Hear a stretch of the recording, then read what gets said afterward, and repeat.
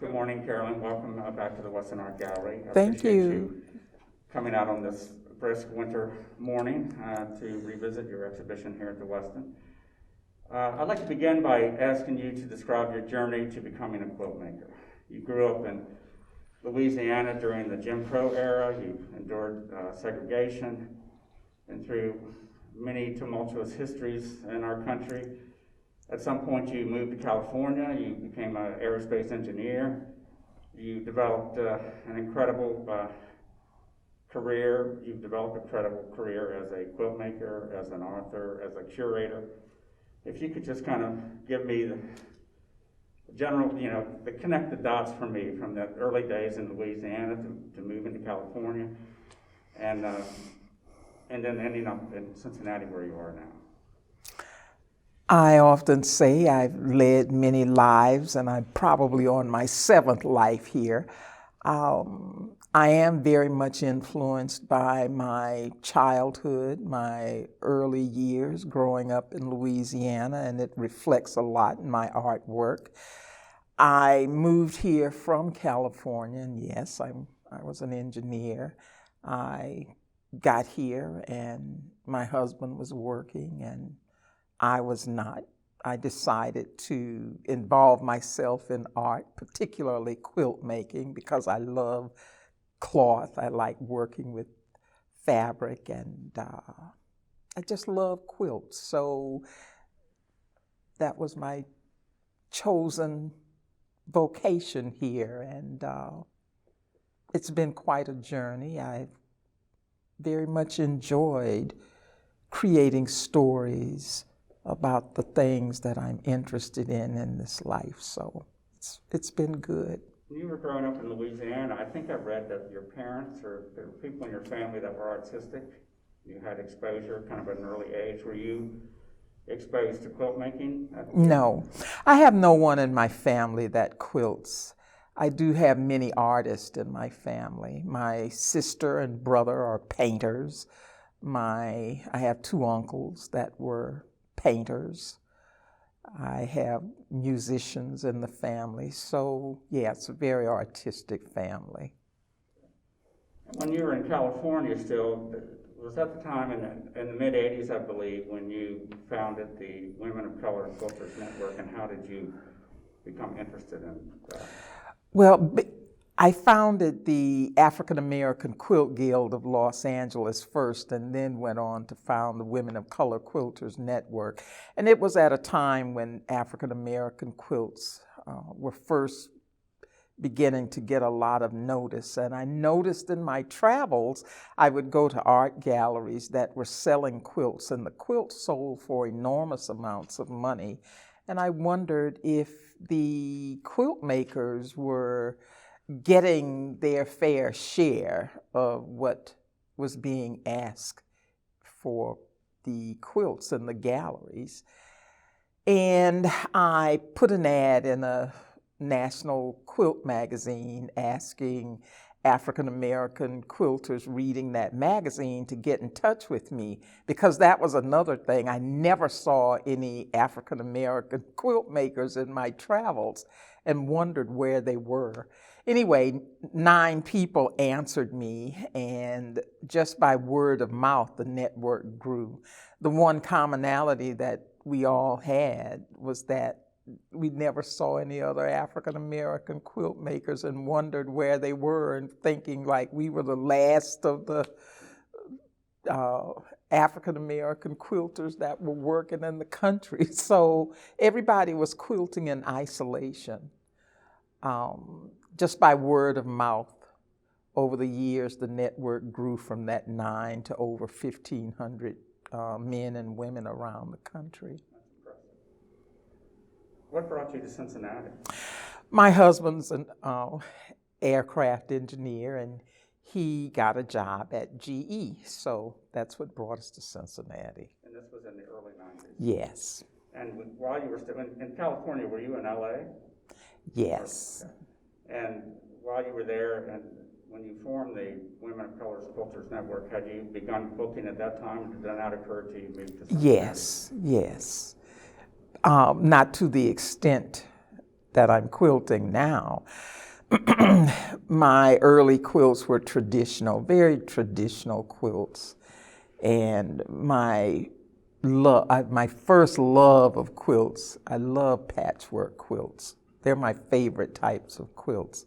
But unfortunately, I can't make them well. It's difficult for me to get the angles and points to meet. And as an engineer, that bothers me. I can't get these points to meet, and the squares don't match. So I stopped doing them and started making applique quilts. And I started out with the traditional applique quilts and then got off into narratives. I love stories, and that was a good place to land because I like telling a story using thread and needle and thread. Coming to Cincinnati, which is stark contrast to where you were in LA, I would think climate and so many things from a big town to a smaller city. How did that influence your work, or did you immediately establish kind of a network of artists in town? Well, you have to know, quilt making in Ohio is quite popular. Ohio, Kentucky, Indiana. So in coming here, I met many, many more quilters, and there were a lot of quilt guilds here, and it's a very, very active quilt community. So that was quite pleasing. And the Dairy Barn in Athens had for years, yes. organized the Quilt National that actually we showed here early in the gallery's history. Yes.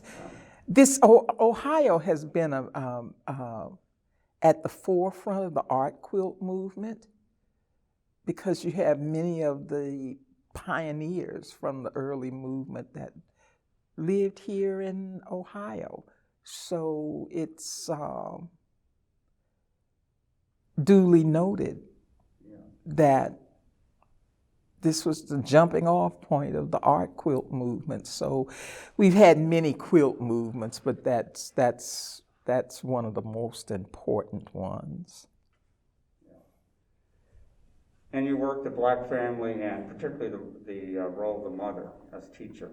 Yes. Is an ongoing influence and inspiration. Would you consider this to be the foundation and continuing inspiration for your work? It is. It's everything.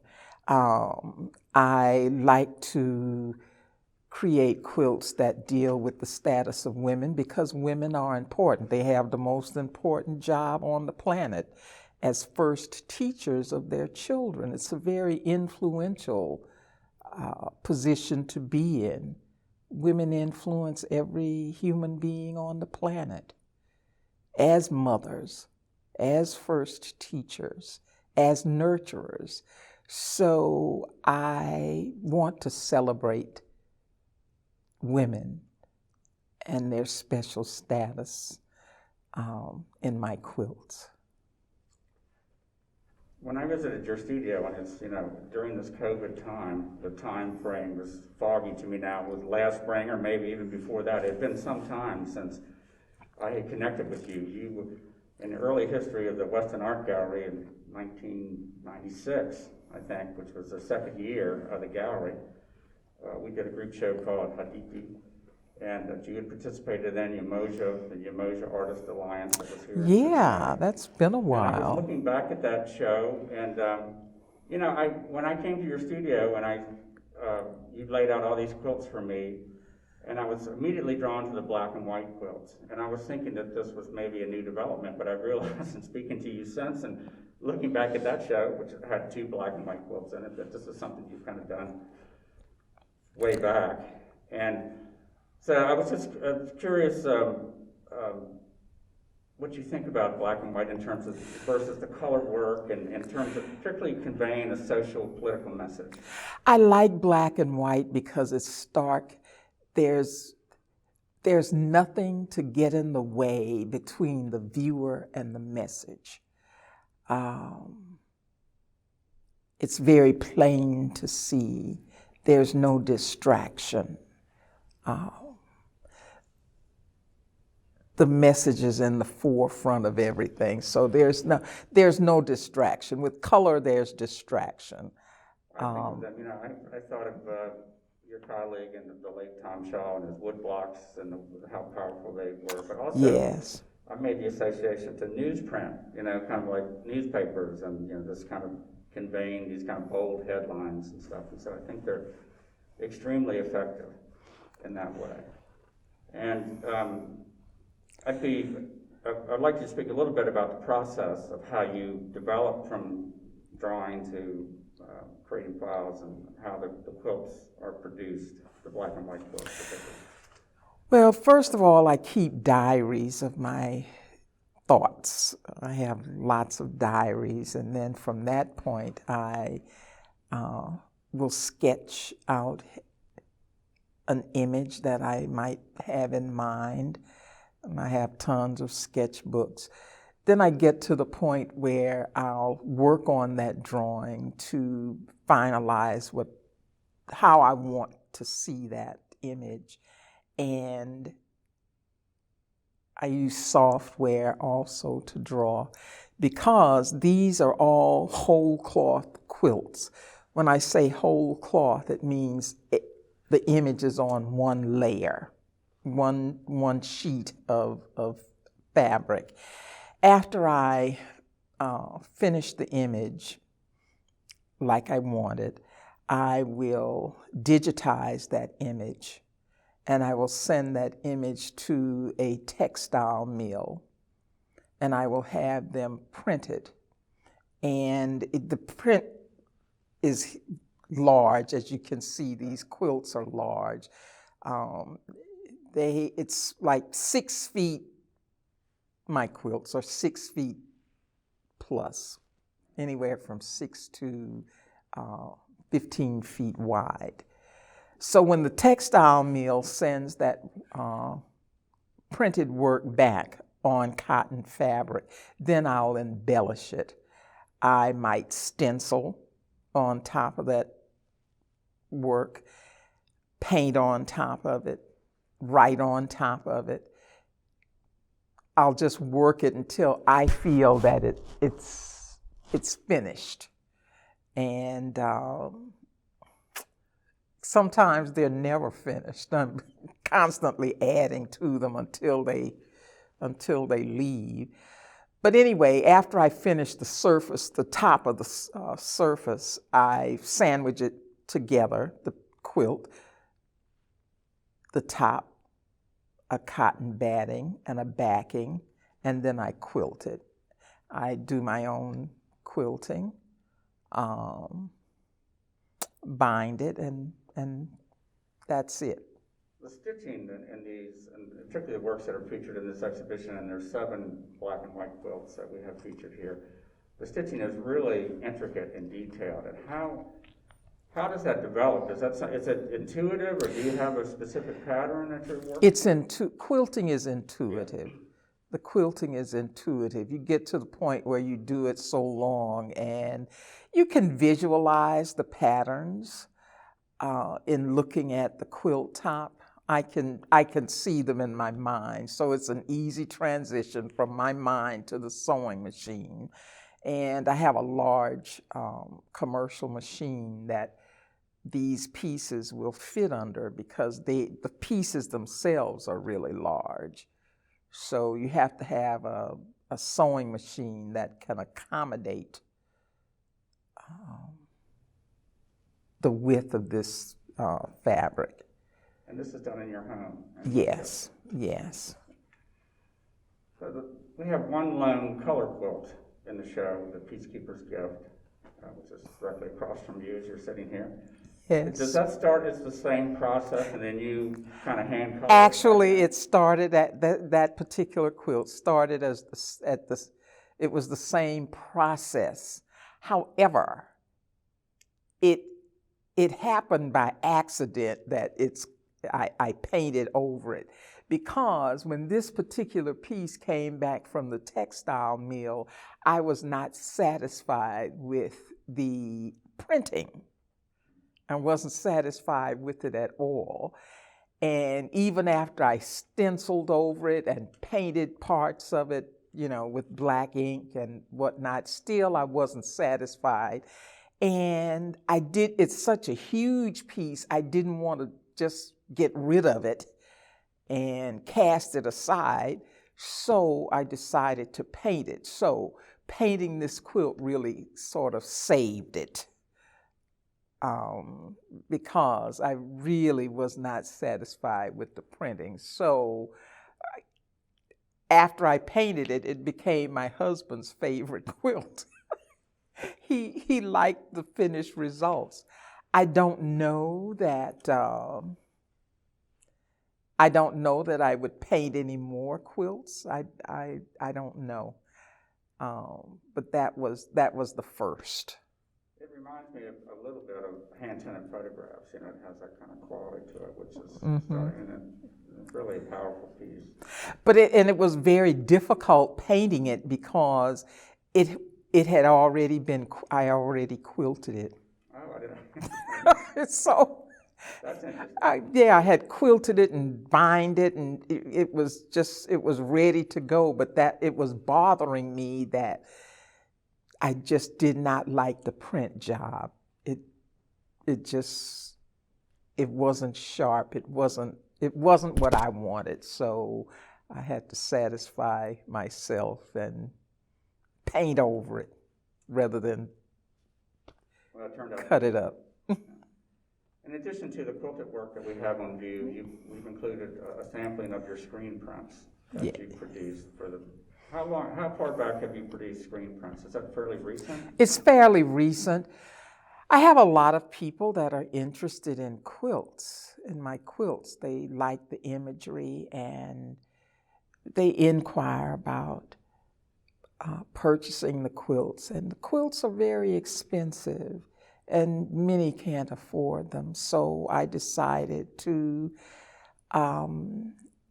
make screen prints. And it's another way of being able to sell the image and have people get that image, the quilt image that they like. They can't afford the quilt, so they can purchase a screen print. And those pieces are, as I understand, I believe they're done from the same digital file but printed in Yes, Brooklyn, yes. For us, it was a great opportunity to show additional work where the quilts weren't available. Yes. Or in the case of what I believe to be the newest work in the show, the Hands Up, Don't Shoot print, yes, is a quilt that's in progress currently. Yes. And it's been a bit of a struggle during this. It has been a struggle because every time I think I'm finished with the quilt, then more people are killed, and the quilt is to honor those victims that have been killed by police and victims of police brutality. So it seems somewhat a never-ending project. I know at some point I've got to say, okay, this is enough. But I keep adding names to it, and the piece is huge. It's 14, 15 feet wide. So yes, it's a work in progress. And part of that, of course, I believe you produced this prior to George Floyd's death. Yes, yes. But you had, in response to that tragic event, working with the Women of Color Quilters Network, I believe, you organized these series of shows in Minneapolis that have been traveling. Yes, one of the things I do is curate exhibitions. I've been curating exhibitions for over 30 years. With each exhibition, I write a catalog to document the work. And I was inspired by the murder of George Floyd to curate a series of 7 exhibitions that opened simultaneously in Minneapolis, which was ground zero for that murder. I'm also on the board of the Textile Center, which is located in Minneapolis. And I sought the help of the Textile Center director to help find venues for the exhibitions. It was important to me to just blanket the city of Minneapolis with these quilts that dealt with the issue of race in America,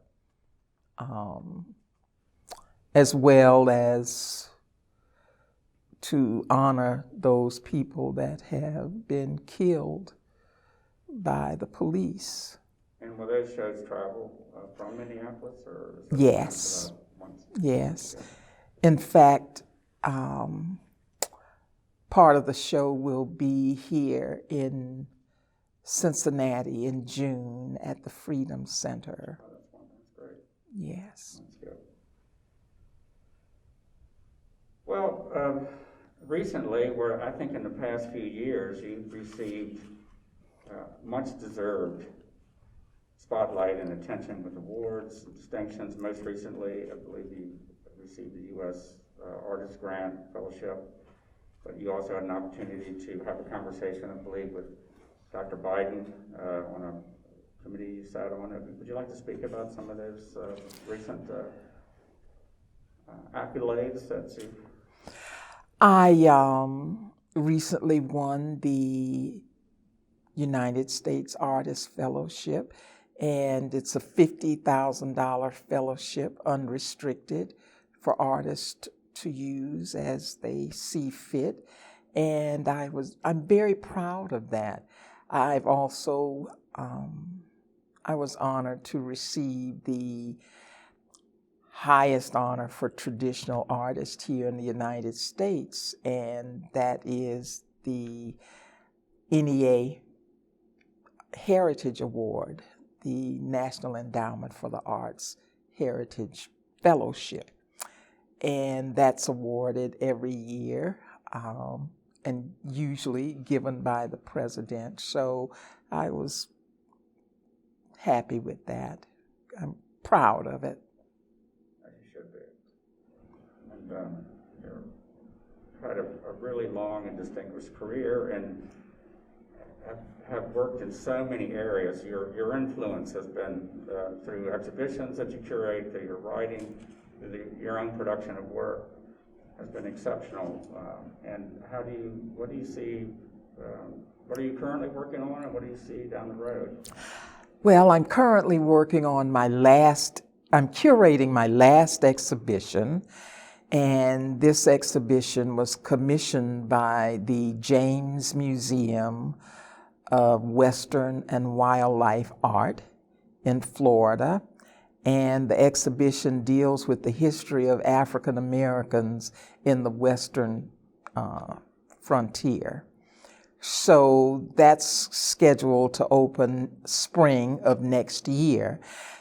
That will be my last exhibition that I curate, and I plan to devote my time then to my own artwork. It's not easy to balance administrative work and work in the studio. There is no balance. It's either one or the other. You can't fully do it all.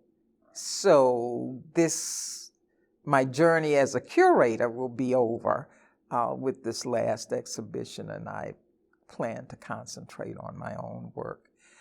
I will still write. Yeah, I will still write. Well, thank you so much for, again, spending time with us today, Carolyn, and I really hope viewers will find time to come and see the work with this interview.